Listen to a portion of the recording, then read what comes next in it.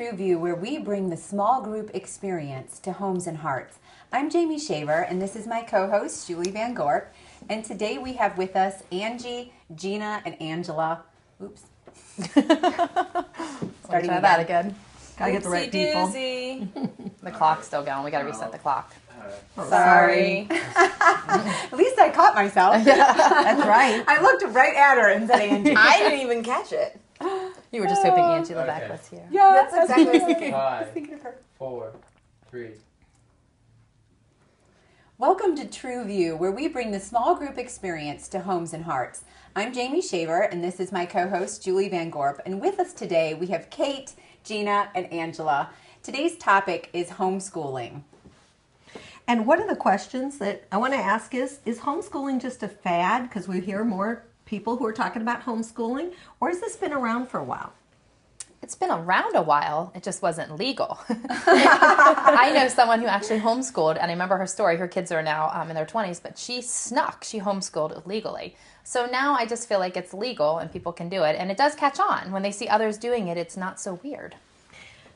You know, and I know you're also a homeschool mom as well. So as we look at this, and I know, Gina, that you're not a homeschool mom, so we're going to kind of we got two homeschool moms here and one that isn't. And I know that, Jamie, your kids are in a private school, and I've got 4 that have been in public school, private school, and homeschooled. So we've kind of got that whole Mix. thing. We got a mix going on. Mix going on. But, you know, even when I asked that question, Kate, I mean, have you ever thought before there was public education, though, was there homeschooling before that? I mean, when you were talking about legalized, I don't know, how recently was it legalized? And that is a question I actually cannot answer. I know it's been more in the past 10 years or 12 years that it's been actually legal and that you can do that. Before, you had to kind of sneak around and do it, and you didn't want the schools to know your children were being homeschooled. But long before that, oh my goodness, you know. That's what I was talking about. That's like the only way it ever happened, Oh, right? yes. Long before that, I mean, goodness, when the country was first founded, I mean, people were homeschooling.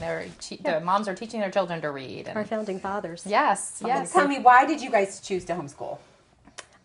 You know, I think that it was on my heart from very early on. I watched my oldest turn 5 and went, I don't want to send it, you know, and I look around and I just wasn't liking the fruit of what I was seeing. And I didn't like the idea of just throwing my child into that mix for, you know, so you've however many always hours. homeschooled, I have Angela? not. Okay. I have not. In fact, you know, my heart was there and my husband's was not. And he would tell you, in fact, this is a true story. I can remember the first time that I actually broached the subject with my husband. We had a number of friends in our church back in Hershey and our Sunday school class and that homeschooled. And a lot of families we loved and they did it well. And I can remember just, you know, approaching the subject with Matt and saying, what do you think? And his exact words were, let me just tell you something. We will never, ever, ever, ever, ever, ever, ever homeschool.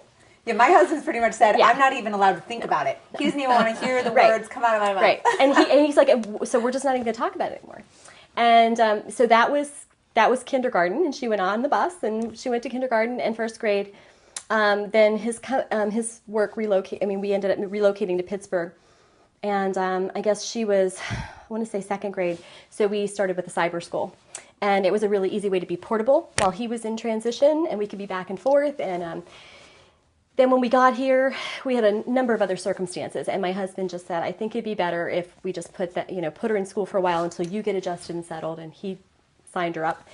And so she went to school the second half of 2nd grade, I guess, and then 3rd grade, and my son joined her for kindergarten in 3rd grade, and then we had to move again. And we stayed within Pittsburgh, but it would be yet another school. And I said to my husband, you know, my biggest argument at that point was, I don't want my child to always be the new kid. I mean, there was a whole lot more going on in my heart, but I just said to my husband, will you just pray about this?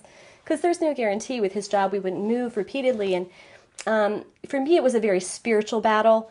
But I needed to get a foot in the door, and I just said, it's just hard to always be the new kid, and this would be a constant in our kids' lives. Would you just pray? I know you don't want to do it, and you don't think we should do it, but would you just pray about it?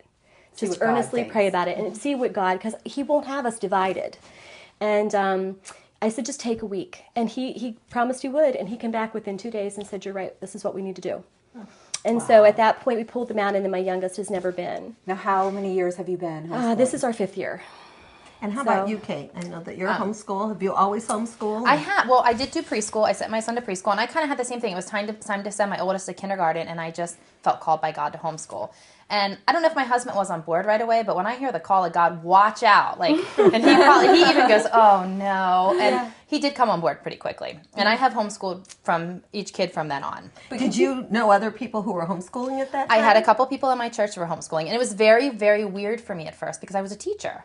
And so I was very, I guess, indoctrinated that was what you did. You sent your child to school, and it was very hard to think outside the box. But when I heard the call of God, I had such a sense of peace, and I never looked back. You know what? You're a teacher, but there's a lot of people who aren't teachers. They make better homeschool moms than teachers. And why do you say that? I will say us teachers have the teacher mindset. And people often feel intimidated when they say, oh, well, you're a teacher, you should homeschool. Actually, no. I have had a benefit that I was a special ed teacher, so I'm actually very used to teaching multi-ages and multi-different levels. But typically teachers, we have that classroom mentality. And homeschooling has a way that you can be freer with it. You can have more fun with it. You can teach your kids at different levels. So as a teacher, sometimes that's a disadvantage because you're very indoctrinated on how you teach school. And you lose some of that freedom that you can do if you don't have that background. Does that make sense? Now, didn't you create a program to help people with their... Yes. Tell us about that. I was very frustrated. I developed an early childhood preschool curriculum. It's called Ready Made Preschool. And I wanted young moms that were considering homeschooling to have a lot of support. So what it is, it's a complete preschool curriculum, 30 years worth of curriculum. Wow. That's a lot of preschool. It's good. So great. 30 years. It's 30 weeks, but the key to the curriculum is it tells you exactly what to say or do in the manual, but everything you need for the year is all cut, prepped, and ready. So all the mom literally has to do is grab the manual and grab the supplies, and it's ready to go. So that kind of removes people who say, it's too hard, I could never do this, Right. what do I do? And honestly, preschool sometimes is the hardest for people to homeschool because it's the most prep work. So I wanted to design something that could bless moms and give them that confidence early on that they can do this. And so that's kind of what we did with that.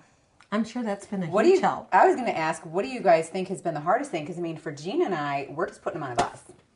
So the hardest part for us can sometimes just be getting your shoes and socks on. Well, I think that's true, and I think that the hardest thing I would say is that I'm just always on. We relocated here, so we don't have family in the area, and it's me pretty much 24/7. And my husband, he's wonderful. He's wonderful and he's very supportive. But he's works a corporate job. He travels a lot. I don't have grandma to call and say, "Can you take him for the night or for the weekend?" And so I think the hardest thing is just it's all me all the time. And but one of the big, huge blessings that we have really found is the support within the homeschool community. I have never met this caliber of people and families and kids. It's just, that is probably the thing that I think has been the most remarkable, is just the people that come alongside you and get it. And everybody kind of has a different style. There's as many different flavors of homeschooling as there are, ice creams. I mean, Do you really, think there's any best way? I think I have a friend that just said something recently that I thought was so wise. And she said, you know what?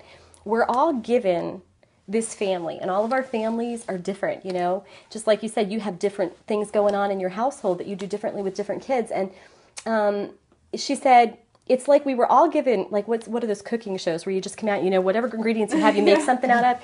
And she said, I can't make a cake with these ingredients, just everybody's ingredients are different.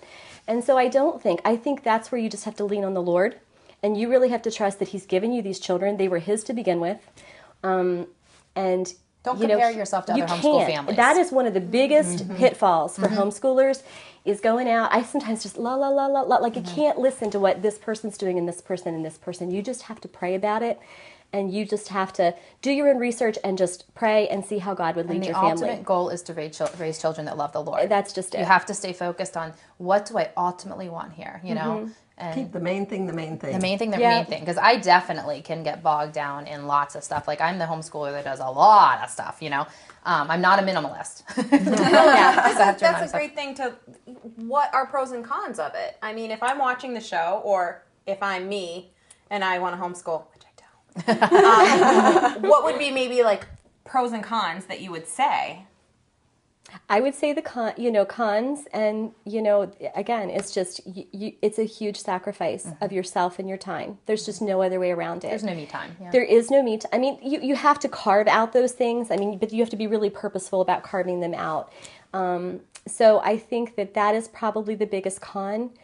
But I think that if you are not too short-sighted, if you look at the long haul, it's worth it. It's an investment that you're making. But up front, it's a big cost. What are some of those and rewards? So you really do have to count the cost. I would say a pro is the close-knitness of your family. Oh, yeah. My 14-year-old is still very family-oriented. He will open up. He'll talk to me. Where a lot of 14-year-olds are pulling away from the family and they're very into their peers. We don't have that. We're very close. He still shares. So that is a really big pro, is the close-knit. And he's not pulling away. I don't see that. That's a definitely big one, I would say. Well, along that line, Kate, I would assume that you've also got a lot of great knowledge of the day-to-day activities of your child versus kind of having them go out, and you're able to control some of that curriculum even. And I guess with that, do you use the same curriculum, for example, that they'd use in a public or even a Christian school? Absolutely not, no. Okay, where do you get You say your- absolutely. Can you please expound on that? Like, that word's just not going to slip by me. Absolutely not. When I teach science, I use a science curriculum called Apologia, for example, that is biblically based. So we learn about science through God's eyes, like through, so we're taking out evolution, we're taking out that kind of stuff. Now, we teach worldview at the same time. I want my children to know what other people are believing so we can dispute it. So we will learn about evolution and why it's wrong. So I definitely am very choosy on my curriculum. And some people will buy one curriculum. You might have a kid that needs this math and another kid that needs this math. And so you just change it up. Each kid's needs are different. Well, what do you do with the different ages, though? I mean, are you teaching them all at once in the same place? Depends. History, yes. I bring all my kids together for history. You as well, Angela. Read alouds we do together. Obviously math, they're on different levels. But as they get older, my 14-year-old, he does all his school on his own. We meet together Friday. He has his own manual. He teaches, he's self-taught. Wow. So on Friday, him and I sit down and I check all his work. So my time with him is minimal unless he gets a hiccup along the way. What a life skill. He's Jamie, that's skill. it. That you just touched on it. When you said, like, having all these ages together, I think one of the big pros is I feel like children who are homeschooled have so much more experience interacting with other ages. They can talk to an adult, look them in the eye. If you look at just the population of teens in general, just looking you in the eye and having a conversation on anything is just really, you can see it's just way outside their comfort zone. So one of the real pros I've seen is just that their comfort level. Their character. There are high school boys on the playground at our gym class that will see a little girl that's 3 trying to get off a swing and go help her. It's just, it's part of who they are, and the life skills.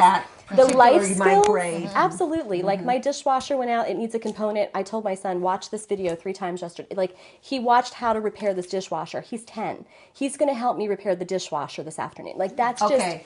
Gina, maybe you're going to reconsider homeschooling when you hear this kind Or of maybe I'm just going to send my kids there. I wouldn't know. You know what? Ask me next week if the dishwasher works. But I think that there is the benefit of having the extra. There's more time. There's so much time wasted, I think, at schools, standing in line, waiting for bells, waiting for this, and you're cranking out this factory product a lot of times where there's not a lot of creativity. There's not a lot of room for how has God wired you? Yeah. What is your bent? And I think of the scripture, train up a child in the way that he should go.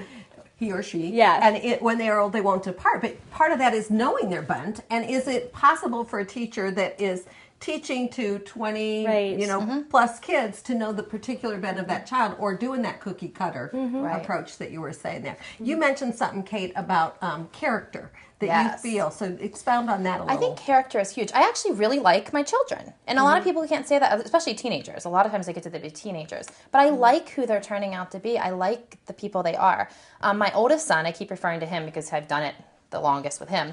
He now goes to our school marching band, and he comes home, and I just can see, he just stands out there. And I'm not saying that, oh, good me, it's what God has done in his life. But he stands out, and he'll come home and talk about the things their kids are talking about, the things they're doing, and he doesn't participate in that, or he will, he'll dispute them. But yet he's very well liked, and the kids know he's different. They see he's different, but yet they like him. When you say the schools marching band, Yes. you mean your public Yes. schools marching band? Yes. So is that allowed? So even if you homeschool, Well- are you able to get your kids in other activities? Well, we're kind of fighting that right now because I do pay taxes. Right. And they get all my tax money because I'm a traditional homeschooler. So I'm trying to get him into the class. He can do extracurricular activities by law. I think most everywhere, I could be wrong on this, don't quote me, our homeschool kids can do extracurricular activities at the school. Now that differs. Some school districts locally right around me, their kids can also participate in classes as well. I am right now trying to get my son into the band. They've let him all along, all through elementary and middle school, take the class in school, but some reason when it got to high school, they've now said no. So we're working on that. But Okay. But yes, that's they an can. important thing if you're looking to homeschool. Right. Yes. And sometimes you hear, oh, you've got to sacrifice some Sure. of these things. Right. Or the like, oh, my athletics kids can't and be on a sports team and something like Yes. that. There's you're- so many resources for homeschoolers, though. I mean, you could do a field trip every day. There's so much stuff out there. We are not isolated by any Right. means. We are not Right. isolated. Do they get a lot of socialization? I think that's something that. Oh, that's my favorite. Can I feel this one because I heard someone I have say to go next. recently, and it was so funny. A guest that we had come into our church a few weeks ago, and she had the funniest comeback for that, and it stuck with me. And she said, one day I just heard that too many times, and her response was, "Oh, socialization. It used to be it was a huge problem, but then we cut way back." And I was like. That was just so I mean, it's true because our kids, I mean, we really, as homeschoolers, I said this year, we need to put the home back in homeschool. I feel like we car school, we playground school, we're all over the place because my kids are involved in so many things. But it is that a la carte thing that you can really customize what they do. We have our gym class, we have our speech and debate class, and they're out around all different kids at each event, and they're also around all different age groups, which I think is even just really a whole different skill set. Well, my biggest thing on that is, as a teacher, I heard a lot about that. Like, oh, Kate was a teacher, and now she's homeschooling. And the socialization came up big. And I really did some soul searching, and I decided, who decided that throwing our child in a class of 25 other children and saying, go ahead, and like throwing them to the wolves was the best way to socialize them? Socialization, first and foremost, starts in your home with your family. I mean, we're a family of 7. There's a lot of socialization going on there. Yeah. But what I say about that too is you're sending your kid, and I believe homeschool is a calling, so I'm not saying that everyone should do this. But another thought is we're sending our kids into these classrooms with 20 kids and one teacher. So we have bullying. We have all these new problems going on because that teacher cannot monitor everything in that classroom and teach social skills. Versus if Angela and I have a play date with our kids, I have 5, she's got 3, we almost got a class, right? We can teach social skills. All clowns. We see stuff going on and we can teach them social skills. So there is lots, and we have a homeschool gym class. So on Tuesdays, there's hundreds of kids in this my homeschool gym goodness. class. I mean, but the moms, we know what's going on, and we're teaching our kids social skills. It's we go to church. And the question is, what does social skills really even mean? Right. Because I would say, Gina, as you said, that's probably a reason people will say either your kids are going to get Right. sheltered, not understand real world, and you Right. need them to understand real world. But is this a way if we look at what socialization is, where you're able to come alongside them That's what I was gonna on say. a one-on-one kind of a basis? Well, And so Julie- many teaching moments. I'm So sure, many like teaching so moments. many teaching moments. My children, like I said, they're in school, but I just look from 4 o'clock to 9 or 9:30 at the amount of teaching opportunities I have, and I thought, oh my goodness, imagine if they were home all day, and I'm seeing them in all those different places where I'm not seeing necessarily my son getting an attitude at recess. Right. But if you're homeschooling, you're going to have such a more keen Eyes, yeah. understanding of what's going on. I Yeah. would just think that would give you a little bit more to work with. Well, and I think because of that, we're human, and it is hard some days. And I think my children get to see me work through stuff just as much as I get to see them work through stuff, in that it builds character all the way around. My kids, I mean, it is a humbling experience, let me tell you. I can't tell you how many times a week I just go to my kids and go, I'm so sorry. Will you forgive me? Like, I should not have,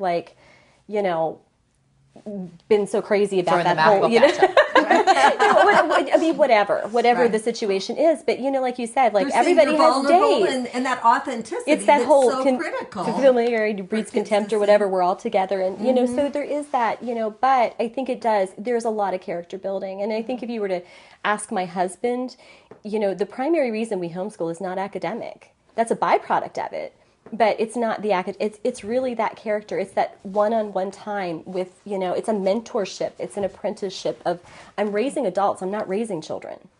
Were there any particular scriptures, for example, that either convicted you about this would be a reason why, or since you started that have substantiated and affirmed that? Are there any that come to mind? There's one that talks about, the company of fools leads to, destruction. And I think we're all born fools.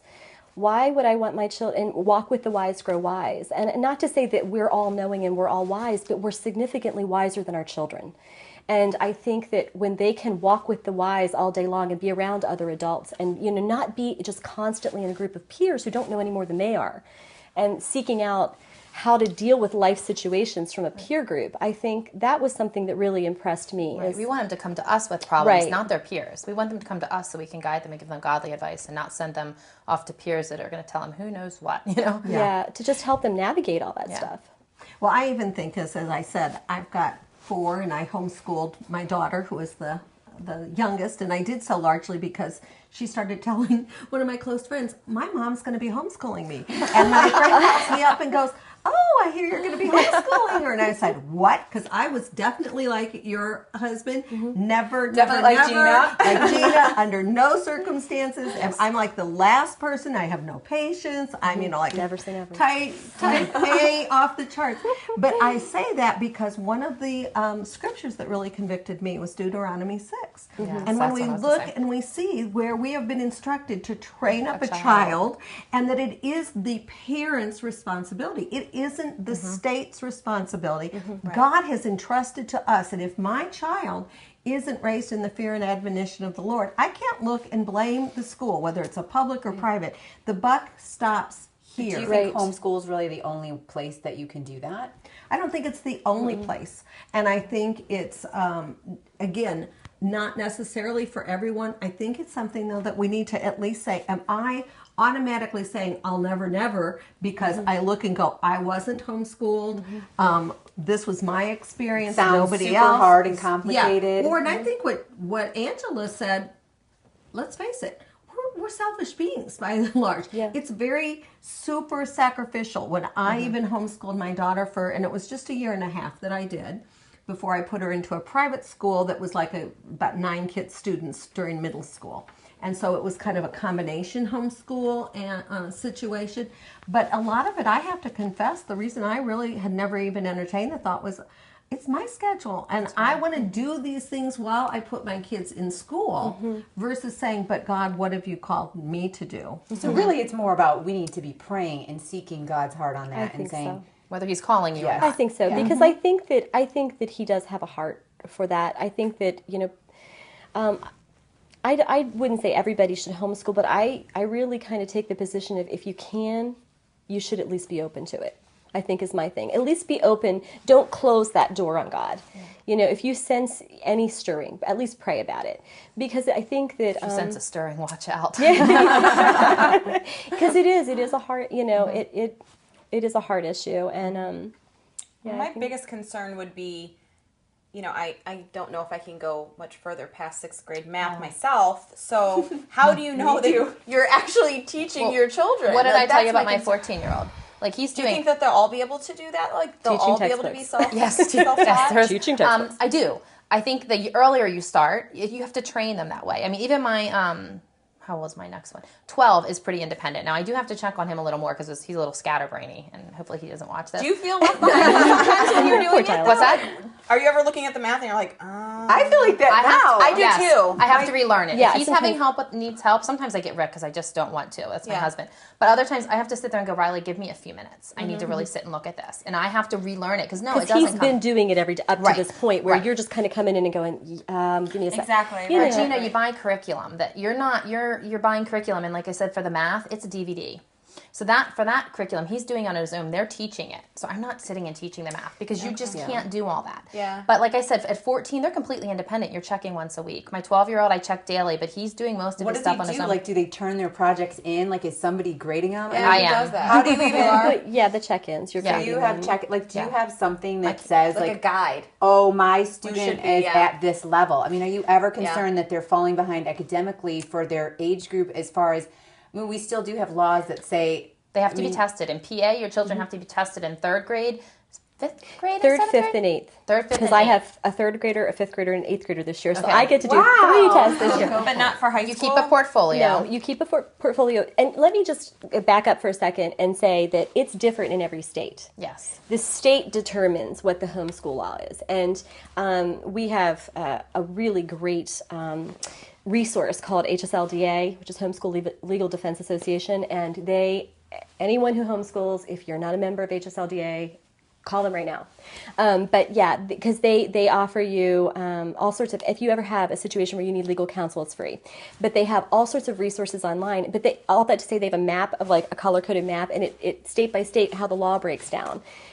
Pennsylvania is one of 4 states. It's like red states, and we're like the most restrictive as far as homeschooling. Kind of like if what you does can, that mean? Like, to be if you most can homeschool restrictive? here, you can homeschool pretty much anywhere. They really because monitor They us, really yeah. there's a Okay. lot more. They have a lot more requirements of us as homeschoolers than I heard a lot of somebody those once states. say too, like once if you decide to keep like your 9th grader and you're going to homeschool them, Yes. then you're done. Like you can't then put them in public school. Not and in let it public. You fray. can in Well, private. yeah. No, you can. I had to sign this year for high school. I had to sign a paper saying that I acknowledge that if I decided in 2 years to send my son to high school, he will have to start at 9th grade. They offer no testing or anything Why to is see. that? Yeah, why? Like, Because they that's- don't want us to homeschool. That's terrible. They don't want us to Why homeschool. don't they want you homeschooling? Well, Like, help because me it's understand. all about money. I mean, think about it. I mean, if everyone pulls out their kids and does homeschooling, well, then where's that money going? Now, for me, I But don't they traditionally still get like the they taxes do. and stuff. But so- if you People pull out, wouldn't vote for the taxes if a huge number of people and are not going to support raising. there's also taxes. cyber schools. So if I decide to do cyber school, now the school system loses money. See, right now I'm accountable to my school system because I traditionally homeschool. But if I did cyber school and signed up for a charter school like that, now my school district loses money because that taxpayer money for the school gets pulled to that cyber school. I wondered why I was seeing all these signs everywhere about PA cyber, cyber school, school, and I yes. thought, what is the cyber school? Is it the same as homeschooling? No. What's the difference? It's Why public is it- school. at It's the home. public school at home. But that sounds hazardous to me. Well, you know It what? depends. I think there are pros and cons, and I have a lot of friends who have been traditional homeschoolers from way back, and I heard a whole message on this at a homeschool convention about it, sort of like a Trojan horse. It still gets the public school, but now they're in your home instead of you going there. I don't know. I think that for us, if I had to I would have to say I don't know if we would be homeschooling today if we had not started with cyber. But I think once you get it's almost like baby steps to homeschool. For some people it's great and they do it the whole way through. And if it means keeping your kids at home and having the bigger if your only choice is to do that or send them, I say do that. Yes. Because they're accountable to a teacher, they're still following a timeline, they're on a certain grade level curriculum which we don't really follow. Like our Like, do you guys have to do Common Core? no. Do you Well, okay. Well, that's like a Not whole yet. nother Jamie. That's a Like whole whole nother other show. That's a I whole shouldn't nother bring it up show. with Yeah. 1 minute to go. You don't. No. But I will say that it's not in the best interest of anyone. No. But you I do can say get, that. that's one of the great, we were talking about the advantages, and clearly one of them is you get to control the curriculum. You get to spend that time with your children Right. versus, you don't know what might be the agenda or the viewpoints or Right. philosophies of the teacher in the classroom. The other thing I think that I want to just make sure we clarify is that a lot of people do think that if you're homeschooling, it means your child's going to get an inferior education because you're not, quote, an educated person. But statistics bear in mind, don't they, bear out Yeah. that the Oh, yeah. homeschool kids are the ones who really excel academically? Yes. Is Yes. that not Colleges true? want homeschoolers, and you know what? The testing, we get calls from our school to go test there because homeschoolers typically test higher, Yes. and that increases their Scores. They're self-learners. So I mean, They're it's self-learners. really They And just that's interesting. what teach themselves. education Yeah. really is all They about, learn to isn't teach it? It's themselves. learn self. Well, again, this is obviously a topic that we feel very passionate about. Thank you again so much for joining us here at True View, where we challenge and equip women to live authentic Christian lives. We would love for you to join us on our website or Facebook. Jamie and Julie, and we are here committed to truth.